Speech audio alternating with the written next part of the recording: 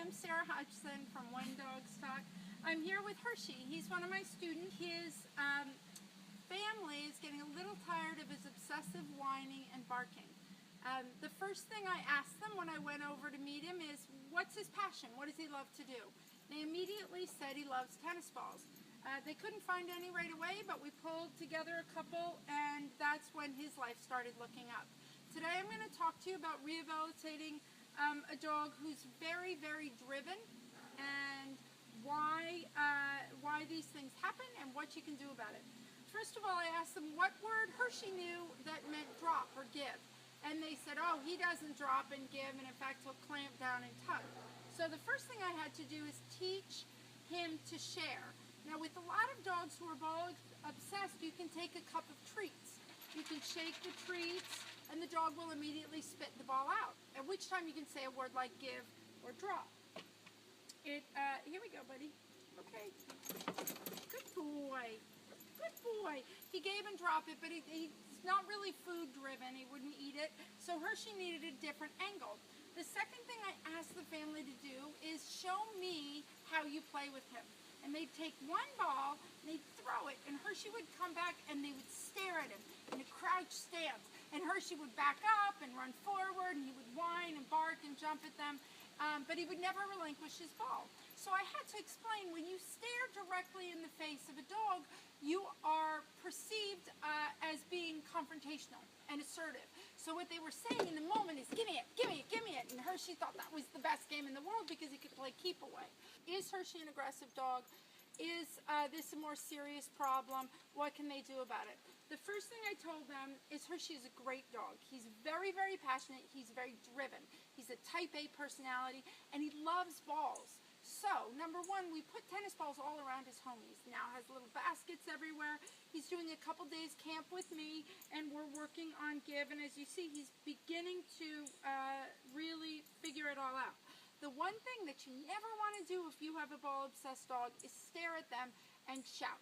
Give, drop, come. You don't want to be shouting because a dog will perceive the shouting as a bark and will get them more amped and more frustrated. So a lot of early dog training, and the magic of it is just patience. Calm, patience. The other thing you want to do is always have two of the object that they adore. Okay, so now I have a second ball. So Hershey has his ball that he's very attached to. I have my ball. If I turn and face him, he's still going to perceive it as confrontational, clamp down on his ball. But if I show interest in my ball, generally at his level, he's got a puzzle. He can't figure out how to get my ball and his ball. Now this is where the patient part comes in. Give.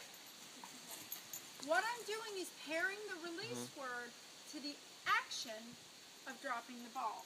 I'm not demanding repetitively, which he would perceive as barking. Give. So now we're playing a two-ball toss. Rule 1, don't stare at him. Rule 2, don't face off to him. Rule 3, show more interest in the object that I have than the object that he has. Now, he's dropped it automatically, but he's still kind of coveting it. He's not sharing, he's not fetching yet. Patience. We're going to do it one step at a time. He's dropped that ball. Good boy. I didn't see him drop it, so I can't say give. Ready? Go get it. I can pick this ball up gently and begin to tell him, good boy, bring! Drop the ball into his line of vision. Good boy, bring! Drop it, give. And again, I'm pairing the word give when he spits this out. Good boy, Hershey. I'm going to add a signal. Give. And I'm going to spend a couple days going back and forth like that. He's an interesting mix of breed. He's a border terrier poodle cross. What we had to teach him also is to not jump up and grab it out of our hands. How I did this, I'd hold it up. If he jumped, I'd bring it up higher. When he sat down, good boy, go get your ball. Good boy. Now I'm dropping my hands like I did before, not looking at him. Bring. Give. And he did it. Now again, give. If he comes forward, I have a little finger lead. I sell these on Amazon just to bring him back.